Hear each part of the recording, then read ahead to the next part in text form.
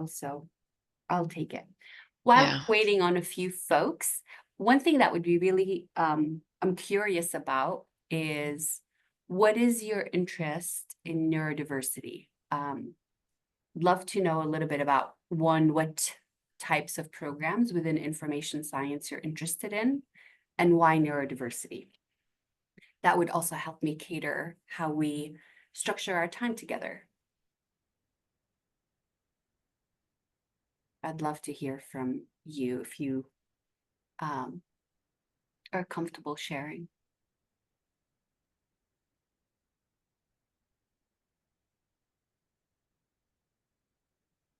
Great. Thank you, Chloe. Thank you for sharing.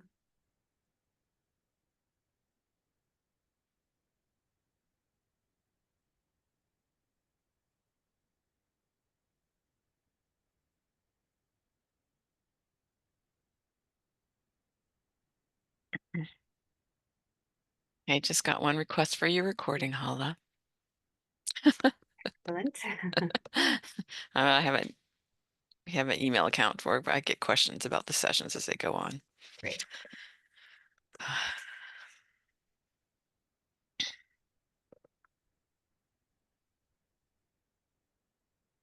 Thank you all for sharing.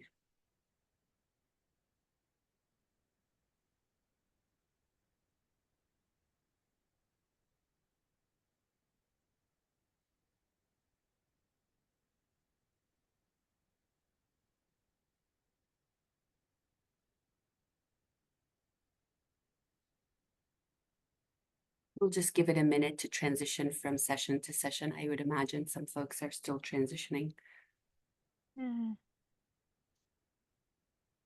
Maybe. Maybe.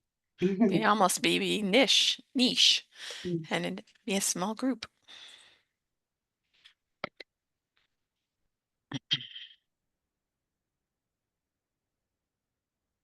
Okay.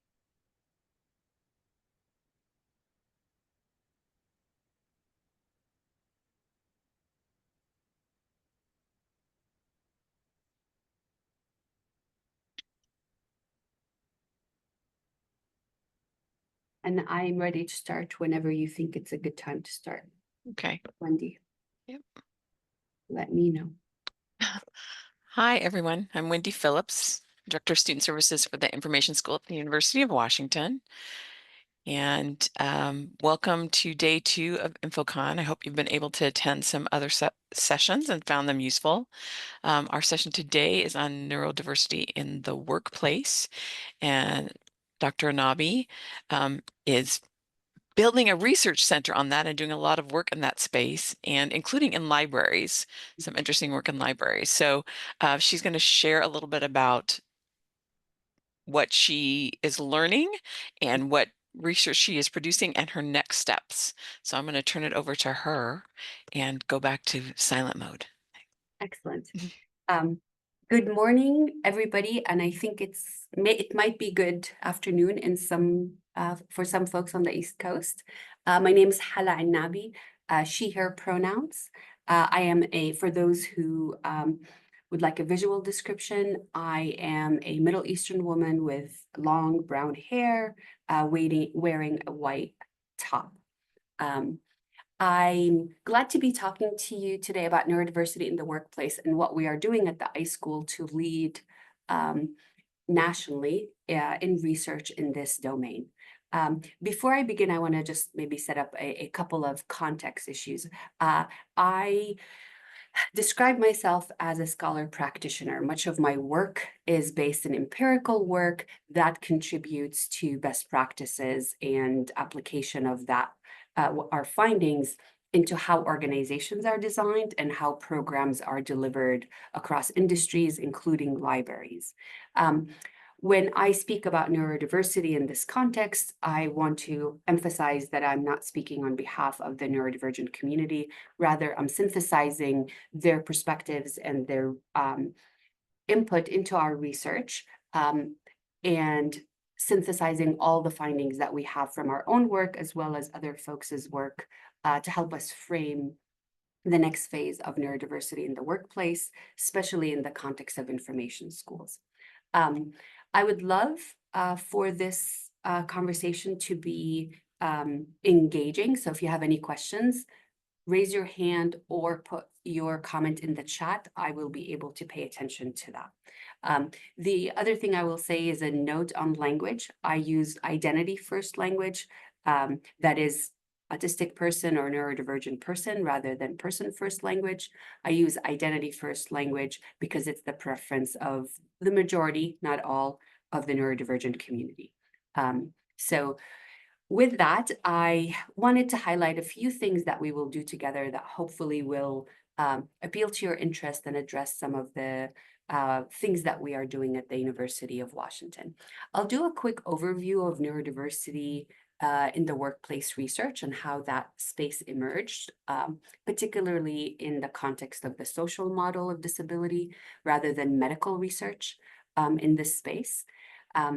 And then I will talk to you about our initiatives at the University of Washington, and we will leave at least 15 minutes, hopefully more, for open questions about anything that has to do with neurodiversity or the iSchool, really. So to begin, let's talk about neurodiversity in the workplace. And to start us off, for those who are new to this space and this topic, I just want to build basic understanding, common definition of what we mean by neurodiversity. So the term neurodiversity refers to the infinite diversity of the body and mind of humans. There is no one form of neurology and how our body and how our mind perceives the world, interprets the world, and interacts with the world. And those variations are important and valuable for our human condition. And it's really important to understand that those unique abilities are sometimes prohibited to engage in the world because the world was designed with neurotypical preferences and dominant group preferences. So the neurodiversity concept comes from the orientation that challenges that some neurodivergent people face in the world is due to the design of the world. Neurodiversity is also a social movement that has been initiated initially by autistic advocates to emphasize that neurodiversity is a variation across the human body and mind, that if we design the world better, people that are neurodivergent could engage in the world in much healthier ways and can contribute their talents and their ways of being and their ways of seeing the world in a much more conducive way. So many in the scientific community, as well as in the advocate community, identified unique talents that neurodivergent people come with. So neurodiversity might include autism, dyslexia, ADHD, and each of those neurotypes may have unique ways of seeing the world that could be really important for how we address problems in the world, how we design a world that is much more conducive for everybody, not just the neurodivergent community. Historically, when we used to study neurodiversity, especially in the context of employment, it came from a medical model that looked at variations away from the average or the typical, what the medical establishment created as typical, as something that needs to be treated or addressed as supported, versus how the environment needs to change so that people can contribute their talents and engage in the world based on their interests and based on their ways of being. And that's the concept and the orientation that we hold in neurodiversity employment research that we talk about at the iSchool and in other places. So our work focuses on how we design a world that is grounded in neurodiversity principles, that looks at variations of the human body and mind as something to celebrate and include and design for, rather than something that we try to change or force people to assimilate to normative expectations that are not conducive for the workplace and certainly not conducive for the individuals who might have preferences and variations that are not consistent with the typical and dominant view. So that's background, hopefully that creates a base for us to engage in this conversation. So since 2016, 17, I've been engaging with researchers and practitioners to address one specific aspect of how we designed our world that excludes many neurodivergent people from engaging in our world, particularly in the context of employment. So employment is a critical opportunity that helps people engage in their communities, contribute to their communities, contribute to how the world is designed, contribute to the products that are available, contributes to political movements as well. Employment has significant health implications. Those who are employed often see health benefits, and research shows us that disabled communities and autistic people who are employed, especially employed in healthy environments, usually have better health outcomes, better self-determination, better self-concept that leads to all kinds of really equitable and important human outcomes. And we focus on employment because it has been a challenge for our neurodivergent community in particular. And most of the research has focused on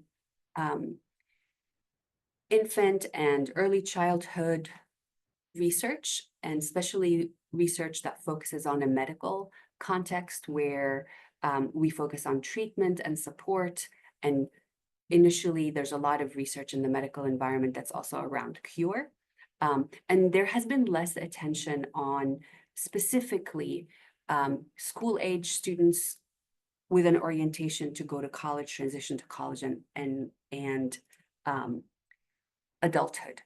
In particular, what we see and what we are finding, especially in the data that we have, and we don't have great data nationally, but we started seeing that although we have attention and research and supports for early childhood and even school age to finish school, there's very little support in terms of practices or research on how to help neurodivergent people transition into college in conducive ways. And the data showed us that the likelihood of neurodivergent individuals, particularly autistic and ADHDers, to transition from school to work or school to college is really low. An example of that in education, only 44% of autistic individuals transition to college or after school programs, compared to 95% of neurotypicals transitioning to post-secondary education. That's one area that we started getting attention to try to move the research and to move efforts and to move funding towards later stages of development and transition. One of the things that we noticed as a critical problem is in schools, there's a lot of attention to individual education plans and supports. But once an individual reaches 18, a lot of those supports fall off. This is what we often refer to both in the practitioner community and academic community as the service cliff. What many neurodivergent people, whether with low support needs or high support needs, experience is once they leave high school, there are fewer and fewer supports to transition to adulthood in the form of work or in the form of any kind of education, post-secondary education, whether it's college or a vocational school or a school to work program. And so we started looking at what are the implications of this? And the implication of this less support after high school is the fact that many neurodivergent people are struggling to get employment. While unemployment rates for neurotypical folks in 2023 is 3.5%, for the autism community, it's about 80% unemployment or underemployment. Underemployment means someone with a master's degree is working 10 hours at a food service organization, for example. We also found that ADHDers at any one point, 1 in 3 are also unemployed. And with dyslexia, dyspraxia, and other neurotypes, unemployment is about 46%. And again, this data is not national comprehensive data because we don't have that many research efforts actually dedicated to this. There are also other factors that affect how much we know about employment. So with this challenge with this significant disparity in employment opportunities for neurodivergent people like autistic people and ADHDers, not only did academics start paying attention, there are a number of organizations, businesses that started paying attention, especially with the recognition that neurodiversity can bring creativity and can meet the talent need of a lot of organizations.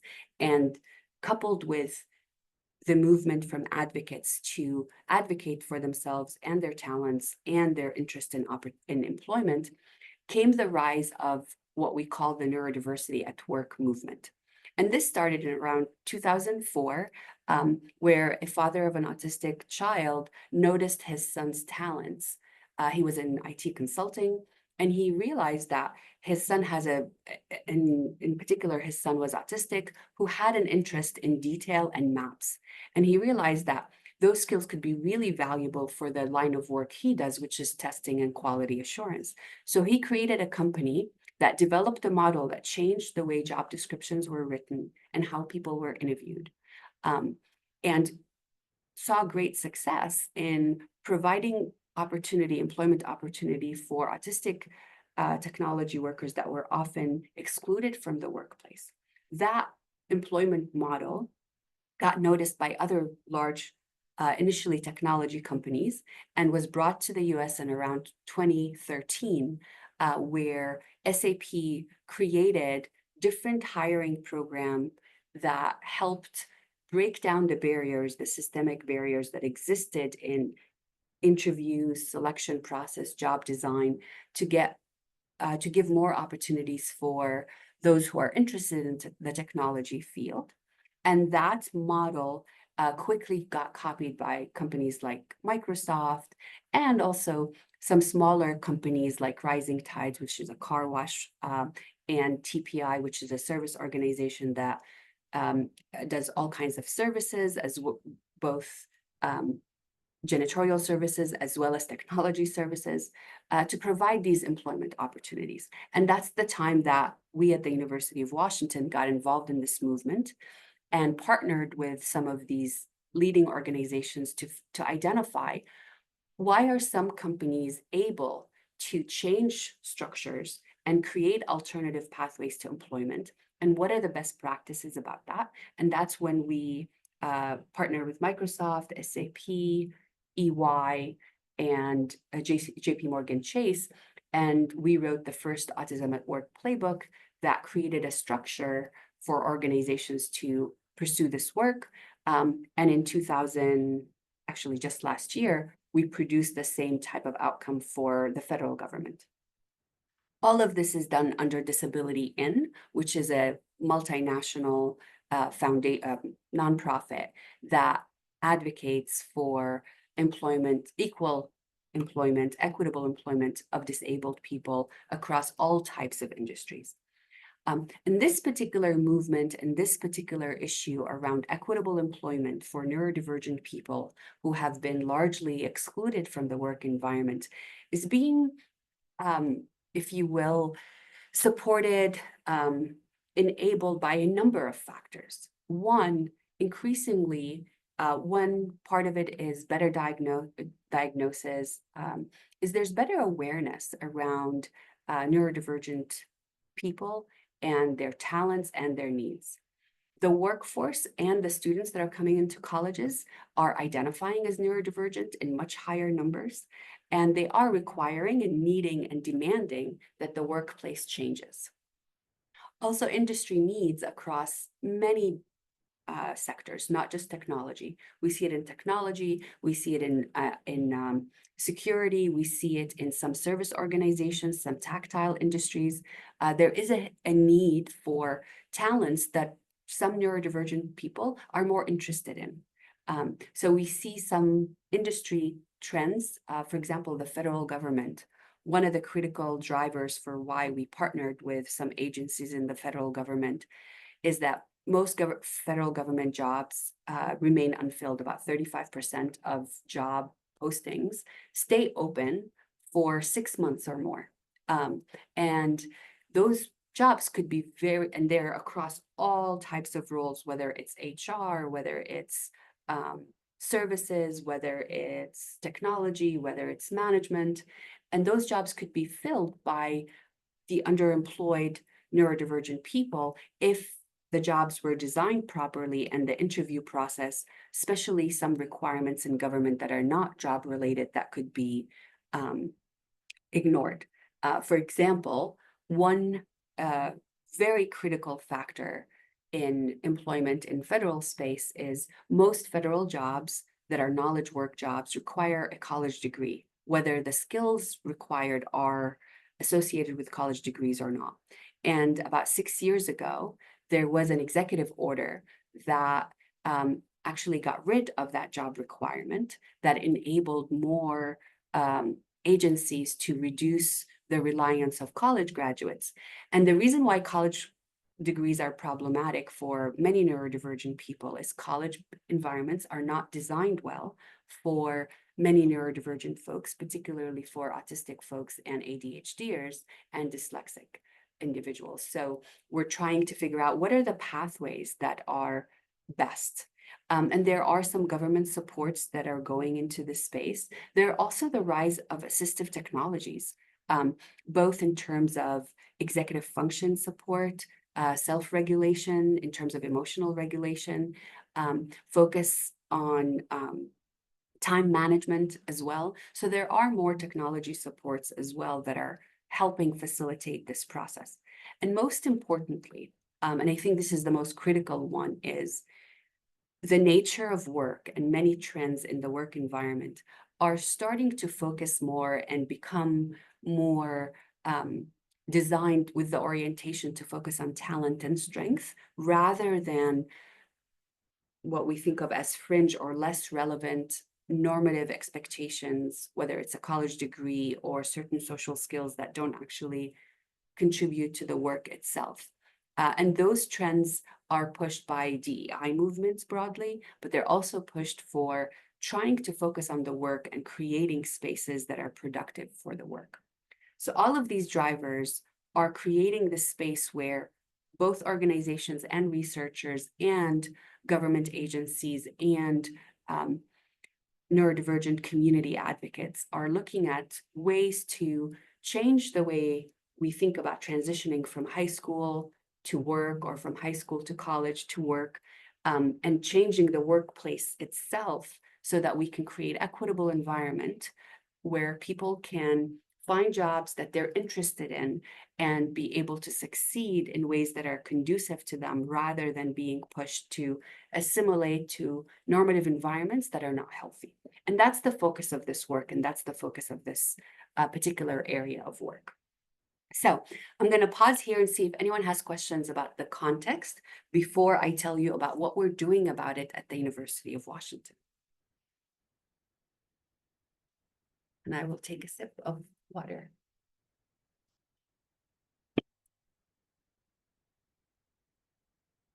I was that clear. Okay, so what are we doing at the University of Washington? So we've been in a fortunate position where we are partnering with the leading organizations who are doing this work. Both organizations like the Autism Society and ASAN, which is the National Association for Autistic Individuals or Autism Community. And we also have a number of foundations, one in particular, nonprofit foundation that focuses on this work. And we are about to start an institute, which will be called the UW Institute for Neurodiversity and Employment, that has the sole mission of bringing together scholars and practitioners from many different disciplines to build the capacity of the UW, as well as Washington State and the nation, to create meaningful employment opportunities and career experiences for neurodivergent people. And particularly what we're looking to do is really address this service cliff. We're looking at ways from age 13 on to see where the barriers are for individuals to transition. We look at an intersectional lens where we look at the intersection of gender, race, socioeconomic status, region, to see why are some high schools preparing neurodivergent people better for college or transitioning to work than others. what kind of programming do we need in high school that can help neurodivergent people, whether autistic, ADHDers, others, to imagine and identify their skills and interests and define a career pathway that can help them transition into employment. And then we look at what can we do in colleges to create better transition programs into college, better engagement programs while in college, and better preparation programs that helps neurodivergent people transition from college to the workplace. And how do we think about preparing the workplace to be better? So if you think about our work, it's about preparation, changing recruitment, changing onboarding, changing retention practices and engagement practices, as well as changing advancement. So we look at the entire lifespan. And the way we're planning on doing that in the University of Washington at the Institute, so we have 5 pillars. First, we know this is an area that is primed for research. We don't have that much evidence that tells us what are the best practices. So our center is about creating proofs of concept of all of these solutions that are based on evidence through research collaboration between different high schools and the university, as well as different employers and the university, to create an environment. And in fact, the university itself is going to be a proof of concept where we're working with, we're starting with 3 schools to change some of the processes for employment and student support to help neurodivergent students feel welcome, celebrated, and supported. I'll give you a quick statistic nationally. I mentioned that only 40% of high school students, autistic high school students, make it to college. Once they make it to college, the attrition rates, especially for 4-year colleges, is incredibly high. We know that only about 35% actually graduate college. We also know that of those 35%, on average, they transition between schools somewhere between 6 to 8 times before they finish degrees. All of that just tells us that our environments are just not designed well. And these are all, employment context problems, but they're also information problems that we will explore. So we will build these proofs of concept based on evidence and then translate them into professional education and training. We are creating a certificate for HR professionals to create better HR practices. We're also going to create a certificate, both credit-bearing certificate and specialization within graduate degrees around coaching, social workers who are interested in career coaching for neurodivergent professionals or high school students or college students. So a number of degrees need to be created so we can have a workforce that can do this work in the environment. Of course, none of that work can be done without the leadership and the guidance of the neurodivergent community, both being part of the faculty and staff. We have a number of faculty, doctoral students and staff members who are neurodivergent, who are participating in this work and leading this work, but also engaging with various communities, both at the UW and outside of the UW, to guide this work, as well as the employers, as well as the federal agencies and community agencies that are working in this, and advocating for policies both in the state and the national level to do that work. And of course, we can't do that work unless we're walking the talk. So the University of Washington, the president and the provost are partnering with us to make the UW a model university and a model employer for neuroinclusion. So we are putting our mouth where our money is in so many different ways. And so this institute that's balancing these 5 pillars or doing the work in these 5 ways hopes to contribute in a variety of ways. And just for those of you who are really curious, this institute is a collaboration between the Information School, the Business School, and the School of Computer Science. Those are the 3 key schools that are collaborating, but we also have the School of Medicine and Social Work who are collaborators as well. And we have a number of community partners. We have founding employers. We have, for example, 3 of the largest Washington state employers are on our founding employer board. You could actually go Google who those are. University of Washington is one of them because we're the number 5 top employer at the state of Washington. And we have the Washington Neurodiversity Project, which is a nonprofit that was created in collaboration with us to focus on this problem of employment. And we have a number of NGOs and national foundations like the Autism Society and ASAN and others. So those are the contributors to this work. And so that's who's involved. I'll tell you a little bit about the kinds of projects we do and what the research looks like. And we have a number of them. I hear a number of you are interested in our IMLS degree. We have 2 grants. One we finished up, one we're in the midst of, and actually one is under review right now, that focuses on making libraries neuro-inclusive. Our first project focused on creating a welcoming environment and engagement programs for autistic children and their families. And I'll tell you about that outcome. So we created an autism ready toolkit that helps raise awareness and training for librarians and library staff about autism specifically and how to be inclusive of autistic children and their families. So there are a couple of training aspects to providing better services. And we also created an early literacy program for autistic children. And that program and that toolkit is already up on our website. Currently, we're finishing up our second project, which focuses on making the neurodiversity or the library environment a better work environment for neurodivergent librarians. And this is engaging with neurodivergent librarians across the country. We just finished analyzing the survey with neurodivergent people. We got 280 responses where neurodivergent folks were telling us how libraries can be better, as well as neurodivergent leaders and managers in libraries.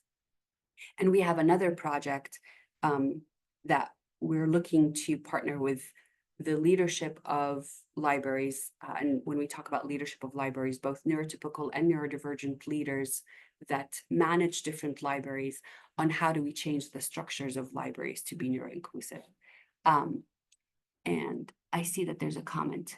I'm going to stop for a second because this is actually an important point that Diane makes. One of the biggest barriers for neurodivergent people is getting diagnosed. It's very expensive and inaccessible to many, and folks require diagnosis for all kinds of IEP before they can get support.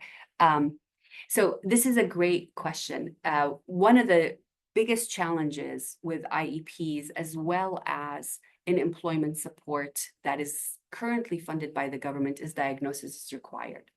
One of the things you'll see in all our program and all our research, we do not require diagnosis, and we actually work with companies on not thinking about providing support only based on diagnosis. Rather, and the next project actually I'm going to talk about is we frame supports as success enablers that should be normalized for all. That any employee, and what we really need is for everyone to use the support enablers that are needed to normalize them so that they can be more accessible, and we destigmatize them as well.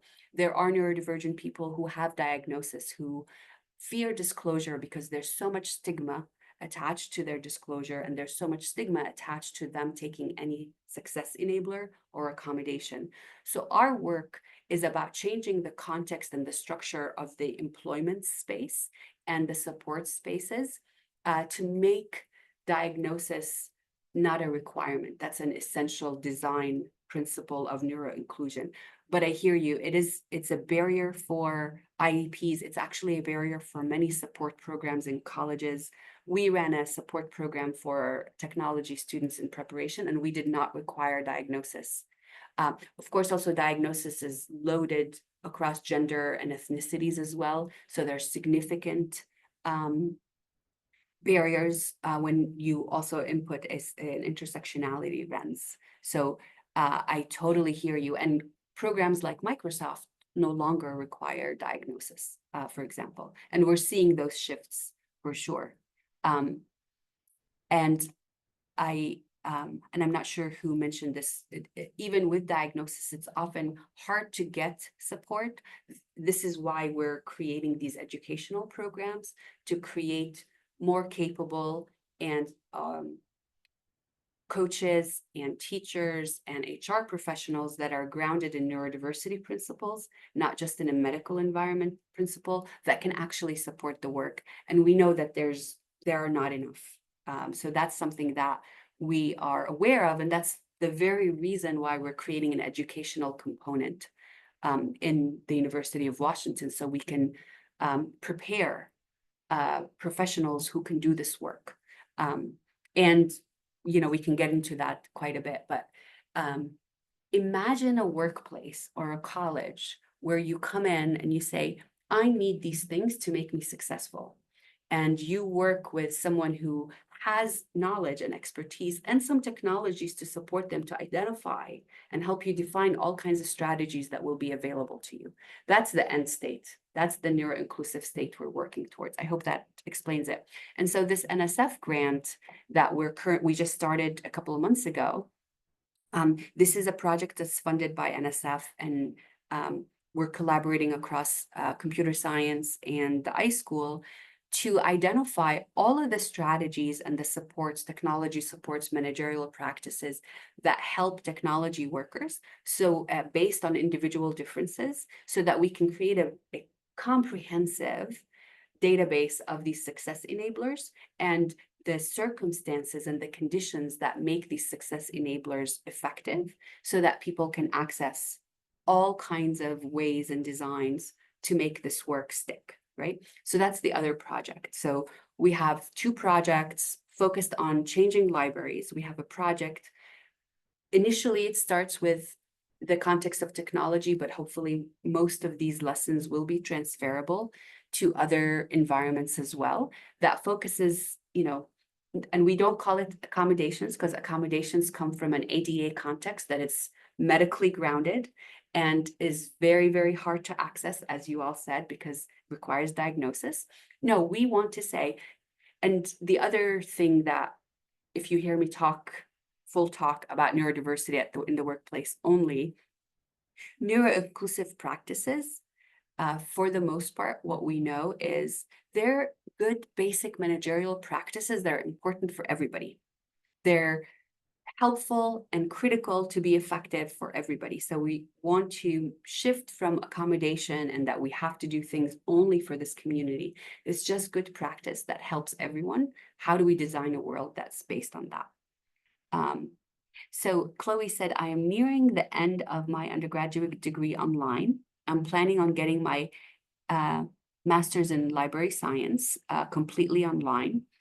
Will programs like these assist neurodivergent students who are 100% remote online to prepare for the in-person workplace? That is a great question. So that's a really important question.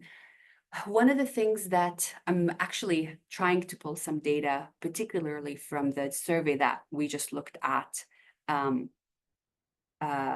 I was in a meeting with my data team yesterday, and we were looking at some of these data, right? It depends, right? One of the things we have heard from neurodivergent librarians is the physical library environment is not designed very well. One of the things that we have heard from neurodivergent people is hybrid work is a little bit better for a number of reasons. One, we can control the physical environment, so we don't have stimuli that actually take a lot of cognitive load. Also, the commute process could be challenging. So when you have had control over your physical environment completely, and then you transition to a work environment that is not always conducive, you have to work extra hard on designing that. So some of the things I suggest to you is to be clear on some of the design elements that you are, that work for you. If you know that temperature control or noise is an issue, when you're engaging in the workplace, make sure that you are looking for work that can help you find places that will be conducive to you, or at least have break rooms where you can go recharge. That's something that we've heard from neurodivergent people who work remotely, and when they come into work, they have some challenges.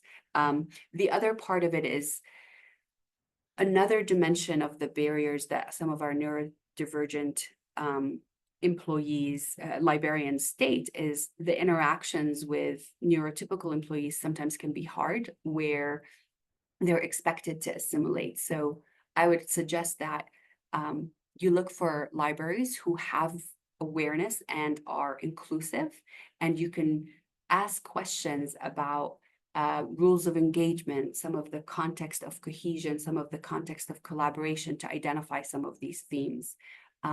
Or looking for if being online is helpful to you, look for a workplace that at least has a hybrid environment so that you can do both. Those are all different suggestions. Ideally, you would have workspaces that are welcoming and ready, but if not, one of the things actually our IMLS research project is going to produce, we're producing a toolkit. One of the toolkit components is an advocacy toolkit for neurodivergent people that will help you identify things that would be useful for you, ways to advocate for the things that you need, and finding allies to partner with that will help you design a work environment that will be conducive to you rather than you taking on the masking. So a big part of it is finding the right place for you will be critical. I hope that helps begin to answer some of that question, Chloe. I'm not sure if I answered the question or not. So Zoom user, it sounds like we need to put our brains together to design a neurodivergent friendly library. Yes, our work and everything we're doing is about designing neuro-inclusive libraries, neuro-inclusive both physical and social, right? So this is a social technical problem in so many ways. I love these comments, so I'm going to keep reading them and then I will watch the time. In the context of job market demand and competition, how do neurodivergent individuals experience the job search process compared to their neurotypical peers? I'm going to take a pause here. So one of the things that we know from research, and right now I have a graduate student, part of the success enablers, I have a graduate student and a postdoc that are looking at the job search success enablers. There are challenges with the job search success enablers for a variety of reasons. The pathways are often influenced by neurotypical priorities and expectations if they are not designed for neuro-inclusion. Depending on a person's neurodivergence and how their neurodivergence manifests. Let's say it's a person who tends to be quieter or avoids eye contact. That some of the traditional neurotypically oriented processes basically is biased against them. For someone who requires more specificity in how the job is designed and the questions being more specific, they might be challenged. So we know from the research that neurodivergent candidates struggle in the way their resumes are written and evaluated, and also how the interview process is so geared towards neurotypical expectations that they often don't make it through because their profiles look different. So there are some of these barriers. That's why a lot of the companies that are neuro-inclusive are creating different pathways where they change the job design process. So specifically, do neurodiverse or neurodivergent candidates need to advertise their abilities and skills as extensively as neurotypical individuals? I think part of it is being explicit about their skill sets in relation to the job is the key task here, right? But the challenge is not in what necessarily, part of it is that the neurodivergent candidate needs to be explicit about how their skills align. But often it's not just a skills alignment, it's also how the candidate interacts with the recruiters that could be a barrier. So one piece of it is how you can explicitly define the skills that are needed. One barrier to that is often job descriptions are not written well. So it's really hard to really see what are the skills that are needed. So it's a two-way street right? And if the job description is written well, then the candidate needs to write their profile and their resume as well, so that that can be identified well. But there are also other fillers, right, that might keep folks away. And are there, the last question in this thread, additionally, are there particular challenges they face when adhering to conventional job search norms? Yes, so that's a lot of what we talked about in terms of interviews or networking. For example, you could also see a neurodivergent person doing really well in networking. For example, an ADHDer that is socially oriented, that gets energy from going from table to talk to people in a career fair, that could be a plus for them. And especially if they are sensory seeking. If you have a neurodivergent person that's sensory avoiding, imagine going into a networking environment where it's loud, there's a lot of people around you. That distraction and that cognitive load takes away significantly from that interaction, and it's in no way a representation of the candidate's abilities and skills and interests. Wendy mentioned that the career team at UW has hosted workshop on job searches and neurodiversity, and hopefully we'll do a lot more. And I think it was it Leslie that did it? Yeah, one of our folks. So this is a critical pathway. The UW team on every level we're going to have a lot of fun here. How are UW students involved in this project and research? We have a number of students, both undergraduates and graduates and PhD students involved.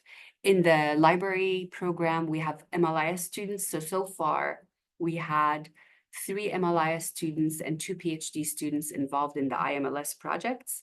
In the NSF project, we have an MSIM student and a postdoc, and we're hiring 2 additional students currently. And we've had undergraduate students also do the work. Last year, I ran a directed research group that had 8 students, both from the iSchool and outside of the iSchool, undergraduate and graduate as well. So all great questions. Chloe, you're welcome.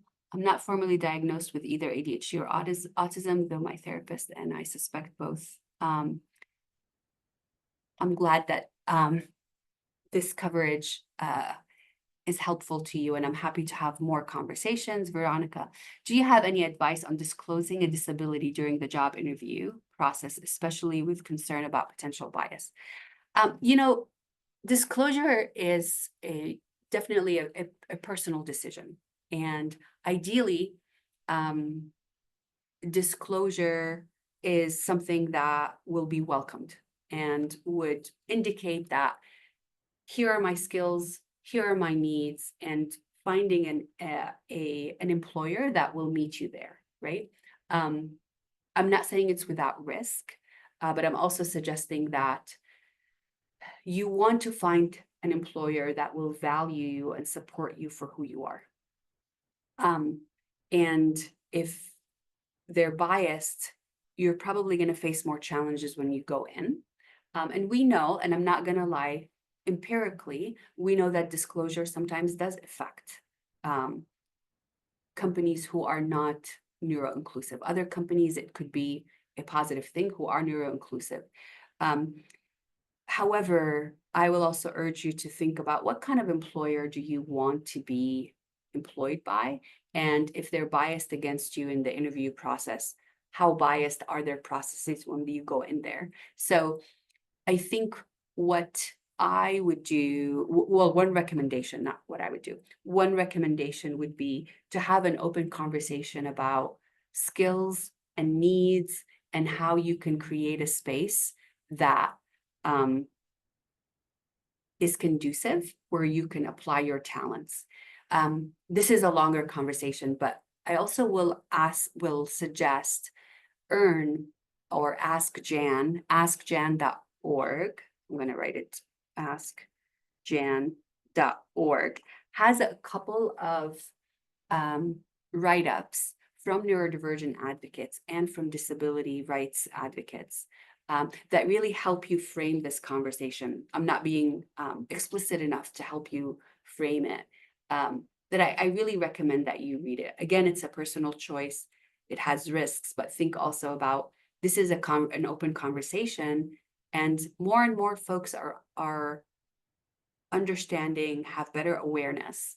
But that's not universal. I'm not gonna ignore the fact what I see empirically, that there are some risks. There are some significant resources on AskJan.org and the Autism Society around advocacy and disclosure that I highly recommend. So let's see. I hope that helps, Veronica. Kyla, I wonder if any of the projects you've mentioned about supporting neurodivergent in the workplace that focus on supporting late diagnosed neurodivergent people.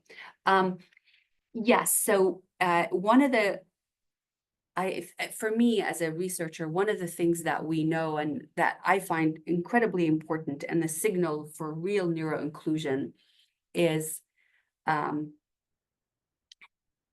companies that create neurodiversity employment programs or hiring programs where they bring more candidates through very specialized processes, they start creating awareness and the culture starts shifting towards neuroinclusion. And what that has done is that individuals who are in the organization who either know that they were neurodivergent or become more aware of the challenges that they're experiencing, and they get educated and then they get later diagnosed, become more and more comfortable either disclosing or asking for support, but they start seeing themselves being seen in organizations. And we're seeing that significantly in late diagnosis. Particularly, we see a lot of women. I study autistic women in technology spaces. Many of them were late diagnosed. We see a lot more women being late diagnosed, but also men. And gender non-binary, we see quite a bit of diagnosis later on as well. And as organizations become more neuro-inclusive, have more conversations about neurodiversity. I'll give you an example. A couple of months ago, I was doing a training for a large nonprofit media organization here locally. And it was a workshop for 2 hours, so they were breaking up into small groups. And one of the executives in the group for the first time said, I think, and I've had the suspicion that I am neurodivergent. And here are the ways that I think I'm neurodivergent. And here are the ways that I've struggled. So I would really like to explore this. But and this is an executive, and they did it in their team level. And it created this very important and affirming conversation when you have an executive sharing some of the questions they have. That signaled to other employees that it's okay to question and it's okay to disclose and it's okay to ask, right? So those are important dimension of the work. What have researchers found to be the biggest obstacles keeping employers from becoming more inclusive towards neurodivergent people? This is a great question, Aisha. I think on one, there are misconceptions about what it means and what is needed. I think initially folks will think that they need to change too many things and only to serve this one population. So part of the barrier is just breaking down what is actually needed and why it's important and helpful overall. The other thing is they just don't know what to do. Once you start helping them and figuring out what is needed and also understanding the support needs long-term, they start seeing the benefits and seeing ways to do this. There's a perceived risk that they want to help, but they don't know if they're going to help. So they're worried that they were going to harm rather than help. And so those tensions around risk is a big conversation. So I just did this research workshop where we brought some of the bigger employers and tried to ask the question about scaling and really creating bigger initiatives around neuroinclusion. And one of the big barriers is like this perception of risk and this perception of investment. So part of it is we're still really early in this movement, 10 years, right? Although neurodiversity employment research, especially around autistic community and especially those with high support needs and intellectual disability, has been around for a long time.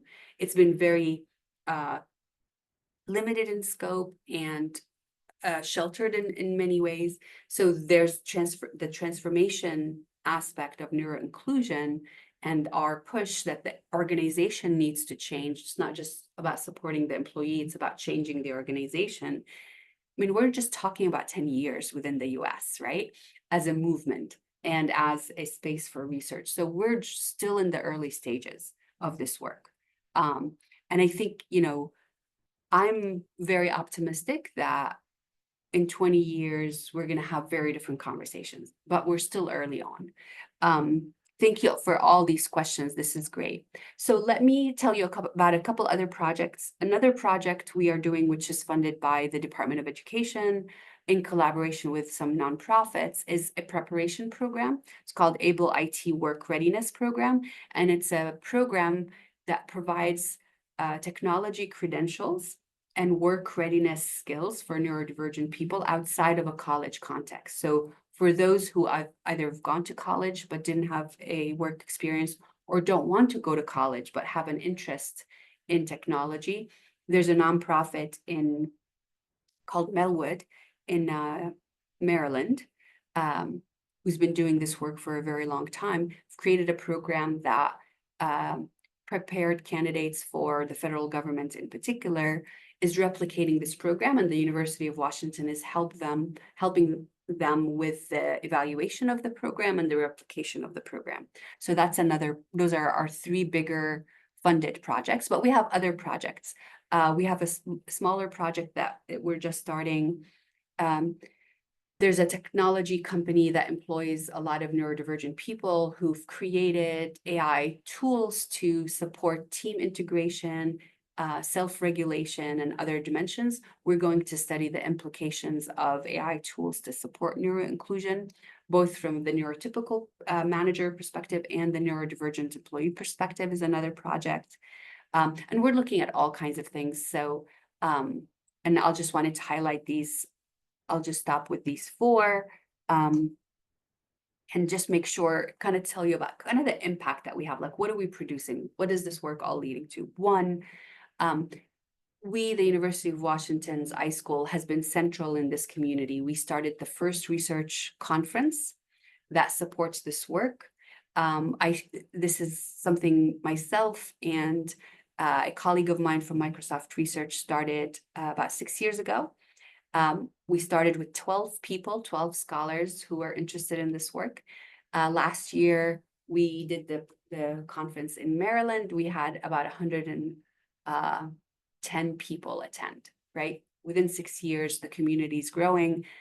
So that's a critical part of our contribution to this space. Of course, we have empirical work and theoretical work that we produce that gets published in journals, but we cultivate community and we contribute to the scholarly community in a variety of ways.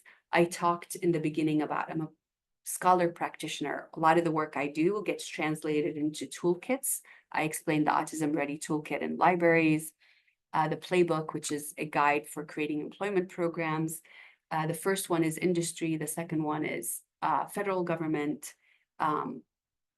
This one is federal. And then a whole bunch of things for managers and colleagues.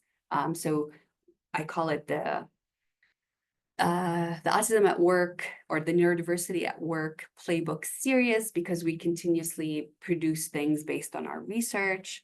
And we help advise on policy, both on the state level and the federal level.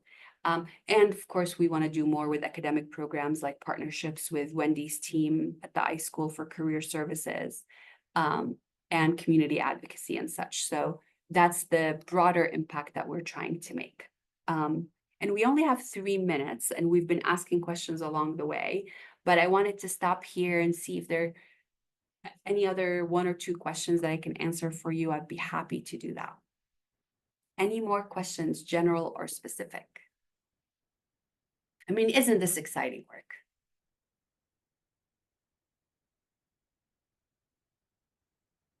Thank you, Wendy, for sharing the profile.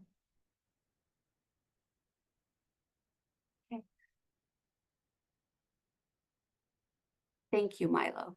Well, we're excited about this work. We think it's going to have great impact. It's very much needed.